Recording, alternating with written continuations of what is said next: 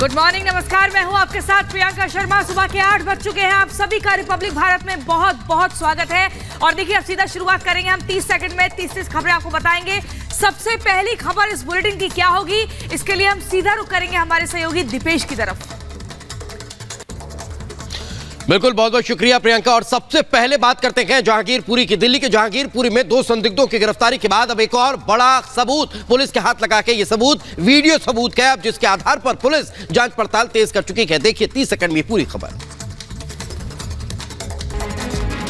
दिल्ली को दहलाने की साजिश को अंजाम देने का खूंखार प्लान जिन संदिग्ध आतंकियों ने बनाया था, वो जगजीत और नौशाद तो अब सलाखों के पीछे हैं।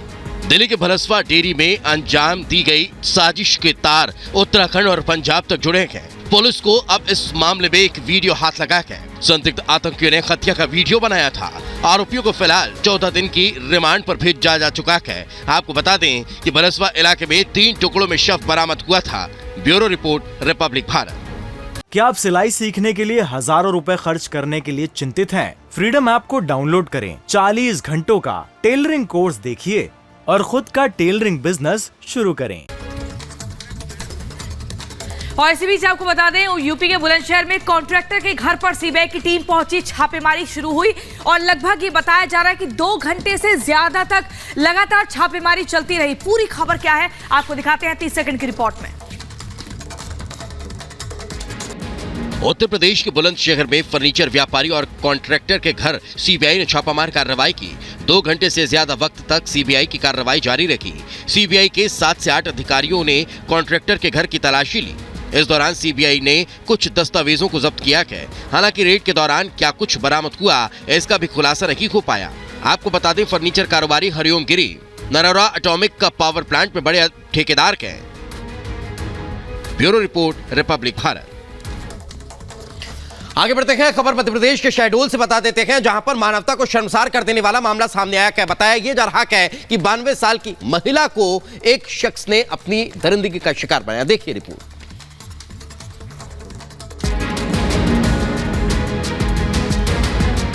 मध्य प्रदेश में मानवता को शर्मसार कर देने वाली घटना सामने आई। यहां दरिंदे ने 92 साल की बुजुर्ग महिला को अपने हवस का शिकार बनाया।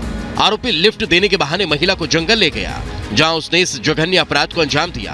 पीड़ित को अस्पताल में एडमिट कराया गया, जहां उसकी हालत गंभीर बनी हुई है। वहीं इस मामले में पुलिस ने अज्ञात आरोपी के खिलाफ केस दर्ज कर जल्द से जल्द गिरफ्तार करने की बात कही है। Bureau report, republic Bharat.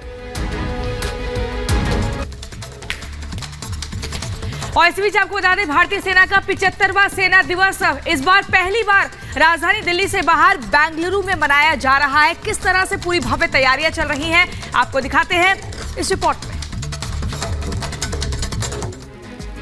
भारतीय सेना का 75वां स्थापना दिवस पहली बार राजधानी दिल्ली से बाहर बेंगलुरु में मनाया जा रहा है। आज बेंगलुरु के मद्रास इंजीनियर ग्रुप सेंटर में थल सेना प्रमुख जनरल मनोज पांडे की मौजूदगी में विशेष परेड का आयोजन किया गया। खास बात यह है कि रविवार शाम को ही बेंगलुरु में शौर्य संध्या नाम का एक खास कार्यक्रम आयोजित किया गया है, जिसमें रक्षा मंत्री राजनाथ सिंह मुख्य अतिथि होंगे। देश के पहले commander in chief M Cariappa को श्रद्धांजलि देने के लिए इस साल थल सेना दिवस कर्नाटक की राजधानी बेंगलुरु में आयोजित किया जा रहा है। करना पड़ेगा। राजधानी दिल्ली के कंझावला केस जैसा कि एक और मामला सामने आया है। यह राजौरी गार्डन का मामला बताया जा रहा है, जहां पर कार सवार ने एक युवक को बोनट पर टांग कर और कई किलोमीटर तक घसीटा है। देखिए रिपोर्ट। ये तस्वीर देश की राजधानी दिल्ली से आई है, जहां राजौरी गार्डन में हॉर्न के विवाद में कार ड्राइवर ने पहले युवक को टक्कर मारी। इसके बाद आधे किलोमीटर तक कार की बोनट पर घसीटता रहा, लेकिन उसकी यह करतूत सीसीटीवी में कैद हो गई। बताया ये जा रहा है कि हॉर्न को लेकर आरोपी कार ड्राइवर और युवक के बीच विवाद हुआ था। इसके बाद कार सवार ने उसे टक्कर मार दी, जिससे वो उछलकर कार की बोनट पर आ गिरा और फिर आरोपी ड्राइवर ने ऐसे ही 500 मीटर तक उसे घसीटता रहा। Bureau report, republic Bharat. और आपको बता दें, लगातार राजधानी दिल्ली के उप मुख्यमंत्री मनीष सिसोदिया की मुश्किलें बढ़ती जा रही हैं। ये शराब घोटाला मामले में लगातार जो छानबीन का सिलसिला है वो चल रहा है और अब रेड मारने के लिए उनके दफ्तर पर टीम पहुंची है। पूरी खबर आपको दिखाते हैं इस रिपोर्ट में। सीबीआई की टीम ने दिल्ली के डिप्टी सीएम मनीष सिसोदिया के दफ्तर पर छापामार कार्रवाई की। इस दौरान सीबीआई ने यहां से कंप्यूटर को अपने कब्जे में लिया है। ये कंप्यूटर मनीष सिसोदिया का बताया जाता है। सीबीआई ने यह कार्रवाई दिल्ली के शराब घोटाला मामले में की है। मनीष सिसोदिया ने ट्वीट कर इसकी जानकारी दी। वकील सिसोदिया के दफ्तर में सीबीआई की एंट्री से सियासी घमासान छिड़ा हुआ है। बीजेपी और आम आदमी पार्टी के नेता अपने बयानों से एक दूसरे पर वार पलटवार कर रहे हैं। Bureau report, republic Bharat. Telangana के मुख्यमंत्री केसीआर ने भारतीय जनता पार्टी पर निशाना साधा और देश को बांटने का आरोप लगाया कि उनका कहना है कि अगर ऐसा ही चलता रहा तो बहुत जल्द देश के हालात तालिबान और अफगानिस्तान जैसे हो जाएंगे। देखिए रिपोर्ट। तेलंगाना के मुख्यमंत्री केसीआर ने बीजेपी पर निशाना साधा। केसीआर ने भारतीय जनता पार्टी पर लोगों को बांटने का आरोप लगाया है। सीएम केसीआर ने कहा, अगर वे इसी तरह से धार्मिक कट्टरता और लोगों को बांटना जारी रखते हैं तो जल्द ही देश के हालात तालिबान जैसे होने वाले हैं। केसीआर ने यह बयान महबूबाबाद में एक जनसभा को संबोधित करते हुए दिया। वहीं केसीआर के इस बयान पर बीजेपी ने पलटवार किया है। Bureau report, republic Bharat.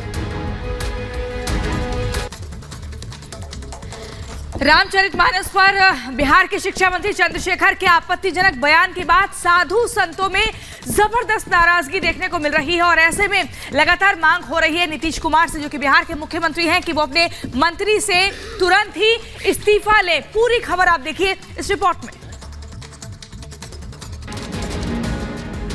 Ramcharitmanas पर बिहार के शिक्षा मंत्री चंद्रशेखर के आपत्तिजनक बयान पर संग्राम छिड़ चुका है। संत समाज नीतीश के शिक्षा मंत्री को बर्खास्त करने की मांग कर रहे हैं। प्रयागराज और हरिद्वार के साधु संतों ने बिहार के शिक्षा मंत्री के बयान का विरोध किया। बिहार के शिक्षा मंत्री ने रामचरितमानस को लेकर जो विवादित टिप्पणी की और विवाद होने के बाद भी माफी मांगने के बजाय उस पर कायम रहने से देश भर के साधु संतों में भारी नाराजगी है। Bureau report, republic Bharat. आगे बढ़ते हैं और अगली खबर उज्जैन से आपको बता देते हैं, जहां पर बार बालाओं का अश्लील डांस का वीडियो जमकर वायरल हो रहा है और यह बताया जा रहा है ये 31 दिसंबर का वीडियो किसी स्कूल का है। देखिए रिपोर्ट। अश्लील डांस की ये तस्वीरें किसी बार या क्लब की नहीं है। ये तस्वीर है उज्जैन के उर्दू माध्यमिक स्कूल परिसर की, जहां बार बालाओं ने अश्लील गानों पर जमकर ठुमके लगाए। इस दौरान नोटों की जमकर बरसात होती रही। दरअसल ये पूरा मामला 31 दिसंबर की रात का बताया जा रहा है। उज्जैन के राजवी कॉलोनी वाले उर्दू विद्यालय में बार बालाओं के कार्यक्रम का आयोजन किया गया था। हिंदू संगठन ने इसकी शिकायत पुलिस से की है, जिसके बाद पुलिस हरकत में आई और अब कार्रवाई की बात की जा रही है। और आज आपदा प्रबंधन टीम जोशीमठ का दौरा करेगी। इस दौरान जानकारी मिल रही है कि आपदा अपर सचिव, जियोलॉजिस्ट और केंद्रीय अधिकारी भी इस दौरान मौजूद रहेंगे। पूरी खबर आप देखिए इस रिपोर्ट में। जोशीमठ में दिन ब दिन हालात नाजुक होते जा रहे हैं। समय के साथ संकट और गहराता जा रहा है। आज आपदा प्रबंधन की टीम जोशीमठ का दौरा करने वाली है। आपदा अपर सचिव, जियोलॉजिस्ट और केंद्रीय अधिकारी भी मौजूद रहेंगे। इस बीच एनजीआरआई ने जोशीमठ में जियो फिजिकल सर्वे का काम शुरू कर दिया है। वहीं इस मामले में 16 जनवरी को सुप्रीम कोर्ट में अहम सुनवाई होगी। मुख्य न्यायाधीश जस्टिस DY चंद्रचूड़ की 3 जजों की बेंच सुनवाई करने वाली है। तो जोशीमठ को लगातार प्राकृतिक आपदा बताया जा रहा है और यही कारण है कि संत समाज इससे बेहद नाराज नजर आता है। देखिए 30 सेकंड में पूरी रिपोर्ट। जोशीमठ की त्रासदी को प्राकृतिक आपदा बताया जा रहा है, जिससे संत समाज काफी नाराज है। संत समाज का कहना है कि यह महज एक प्राकृतिक आपदा नहीं, बल्कि इंसानों ने विकास के नाम पर विनाश की स्क्रिप्ट डाली है। हरिद्वार में रिपब्लिक भारत से बात करते हुए स्वामी प्रमोदानंद ने कहा कि देवता नाराज है और नेता चिंता मुक्त बैठे हुए हैं। स्वामी ने गहरा दुख प्रकट करते हुए कहा कि प्रकृति से छेड़छाड़ और विकास के नाम पर देवभूमि का स्वरूप बिगाड़ा गया है। जोशीमठ में आपदा ने कारोबारियों की मुश्किलें बहुत ज्यादा बढ़ा दी हैं। देखिए, कारोबार जो है पूरी तरह से चौपट हो गया है। मुख्य तौर पर जो होटल कारोबारी हैं और अब वो दूसरे शहर जाने के लिए मजबूर हो गए हैं। पूरी खबर आपको दिखाते हैं 30 सेकंड की रिपोर्ट में। जोशीमठ में संकट गहराता जा रहा है और इसी के साथ बढ़ रही है कारोबारियों की मुश्किलें। होटल का कारोबार पूरी तरह से चौपट हो चुका है। जिन होटलों में रहने की जगह नहीं होती थी, आज वीरान पड़े हुए हैं। लोगों ने रोजगार की तलाश में जोशीमठ में पैसा लगाया है, लेकिन अब लाखों का नुकसान उठाकर व्यापारी दूसरी जगह जाने को मजबूर हो गए हैं। होटल वाले पर्यटक का इंतजार कर रहे हैं, लेकिन जमीन और दीवारों पर आई दरारों के बाद कोई यहां आना नहीं चाह रहा। तो उत्तराखंड के जोशीमठ में लोगों पर पलायन का संकट लगातार गहराता जा रहा है। लोग अपने घरों को छोड़ने पर मजबूर हो चुके हैं और पलायन कर कहीं मंदिर या फिर गुरुद्वारे में शरण लेने को मजबूर हैं। देखिए रिपोर्ट। जोशीमठ में हालात नाजुक होते जा रहे हैं। घरों में दरारें आ चुकी हैं, जिससे लोगों का पलायन लगातार जारी है। लोग अपने घरों को छोड़ने पर मजबूर हैं। कुछ लोगों ने अपनी जीवन भर की कमाई लगाकर घर बनाया था, लेकिन अब उसी घर को छोड़ना पड़ रहा है। लोग अपना सामान लेकर जहां कहीं भी जगह मिल रही है वहां जाकर शरण ले रहे हैं। जोशीमठ में आई आपदा का प्रभाव राज्य के दूसरे शहरों पर भी पड़ रहा है। औली में सन्नाटा पसरा है। पर्यटक अब यहाँ आने से डर रहे हैं। Bureau report, republic Bharat.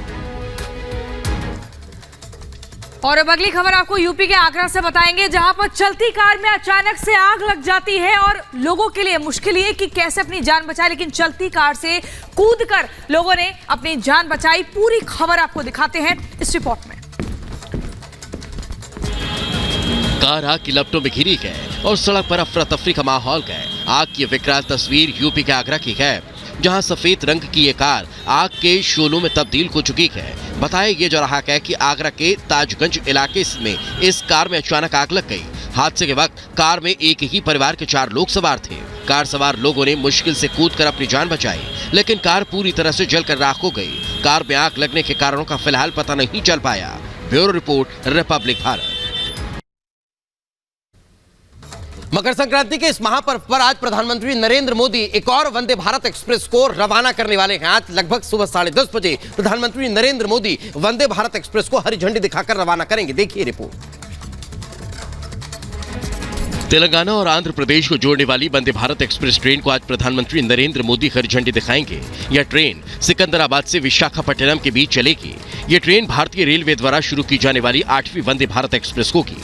प्रधानमंत्री नरेंद्र मोदी सुबह 10:30 बजे वीडियो कॉन्फ्रेंसिंग के माध्यम से सिकंदराबाद को विशाखापट्टनम से जोड़ने वाली वंदे भारत एक्सप्रेस ट्रेन को हरी झंडी दिखाकर रवाना करेंगे। 700 किलोमीटर की दूरी तय करने वाली तेलंगाना और आंध्र प्रदेश को जोड़ने वाली यह पहली ट्रेन होगी। वंदे भारत एक्सप्रेस ट्रेन को स्वदेशी रूप से डिजाइन किया गया है।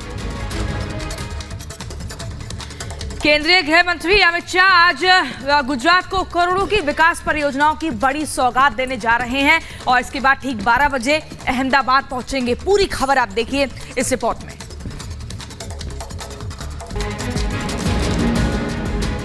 गृह मंत्री अमित शाह आज गुजरात दौरे पर रहने वाले हैं। गुजरात को करोड़ों की विकास परियोजनाओं की सौगात देंगे। सुबह 10:15 पर गांधीनगर में विकास कार्यों का उद्घाटन और शिलान्यास करेंगे। इसके बाद दोपहर 12 बजे गृह मंत्री अहमदाबाद पहुंचेंगे, जहां बोडलदेव में भारत स्काउट गाइड एसोसिएशन के प्रशिक्षण शिविर के आवासीय कक्षों का उद्घाटन करेंगे। इस दौरान अमित शाह बीजेपी कार्यकर्ताओं से संवाद भी करने वाले हैं। Bureau report, republic Bharat. मुख्यमंत्री योगी आदित्यनाथ उत्तर प्रदेश के गोरखनाथ मंदिर पहुंचे और विशेष पूजा अर्चना की। मकर संक्रांति के इस महापर्व पर गोरखनाथ मंदिर में खिचड़ी चढ़ाकर उन्होंने 1.25 महीने तक चलने वाले खिचड़ी मेले का शुभारंभ किया। देखिए रिपोर्ट। उत्तर प्रदेश के मुख्यमंत्री योगी आदित्यनाथ गोरखपुर दौरे पर हैं। मकर संक्रांति के अवसर पर सीएम योगी ने गोरखनाथ मंदिर में विशेष पूजा अर्चना की। इस दौरान मुख्यमंत्री ने गोरखनाथ मंदिर में खिचड़ी चढ़ाकर परंपरागत रूप से मकर संक्रांति की शुरुआत की।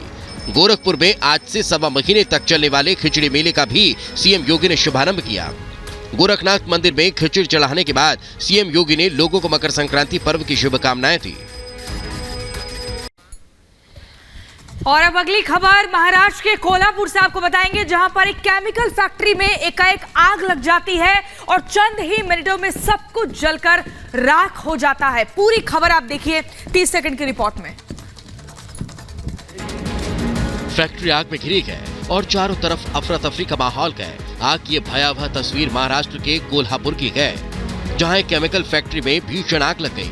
आग के शोलों ने पल भर में पूरी फैक्ट्री को अपनी चपेट में ले लिया। यह घटना कोल्हापुर जिले के गोकुल शिरगांव इंडस्ट्रियल एरिया की बताई जाती है, जहां केमिकल फैक्ट्री में अचानक आग लग गई। आग की खबर सुनकर इलाके में अफरा तफरी मच गई। सूचना मिलने पर पहुंची फायर ब्रिगेड की टीम ने कड़ी मशक्कत के बाद आग पर काबू पाया।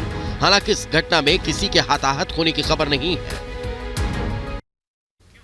और चलिए अब आपको खबर मध्य प्रदेश के सतना जिले की बता देते हैं, जहां पर एक फुटबॉल टूर्नामेंट चल रहा था, लेकिन इसी दौरान सेमीफाइनल मैच में दो टीमें आपस में भिड़ गई और जमकर लात घूंसे चले। देखिए वीडियो। दो गुटों के बीच झड़प की ये तस्वीरें मध्य प्रदेश के सतना जिले की है, जहां फुटबॉल मैच के दौरान दो टीमें आपस में भिड़ गई। दोनों पक्षों के बीच जमकर लात घूंसे चले। बताया ये जा रहा है कि सतना के मैहर स्टेडियम में हैदराबाद और मद्रास टीम के बीच सेमीफाइनल का मुकाबला खेला जा रहा था। फुटबॉल मैच के दौरान खिलाड़ियों के बीच धक्का मुक्की हो गई। देखते ही देखते दोनों ही टीमों के बीच झड़प शुरू हो गई, जिसका वीडियो सोशल मीडिया पर तेजी से वायरल हो रहा है। Bureau report, republic Bharat. और अब अगली खबर, जम्मू कश्मीर के सोनमर्ग में आए दो हिमस्खलन ने लोगों की मुश्किलें बढ़ा दी हैं और ऐसे में बर्फ की चपेट में आए लोगों का अब रेस्क्यू किया जा रहा है। जो लोग फंस गए थे उनको निकालने की मशक्कत हो रही है। पूरी खबर आप देखिए इस रिपोर्ट में। सोनमर्ग में बर्फीले तूफान ने लोगों की मुश्किलें बढ़ा दी है। हिमस्खलन से इलाके के लोगों में दहशत का माहौल है।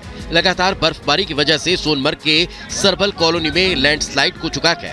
हालांकि हिमस्खलन में किसी के हताहत होने की खबर सामने नहीं आई। हिमस्खलन में फंसे लोगों का रेस्क्यू ऑपरेशन जारी है। आपदा प्रबंधन ने बर्फबारी को देखते हुए जिले की सभी सड़कों को यातायात के लिए बंद कर दिया है। सड़कों पर वाहनों की आवाजाही पर रोक लगा दी गई है। Bureau report, republic Bharat. क्या आप सिलाई सीखने के लिए हजारों रुपए खर्च करने के लिए चिंतित हैं? फ्रीडम ऐप को डाउनलोड करें, 40 घंटों का टेलरिंग कोर्स देखिए और खुद का टेलरिंग बिजनेस शुरू करें।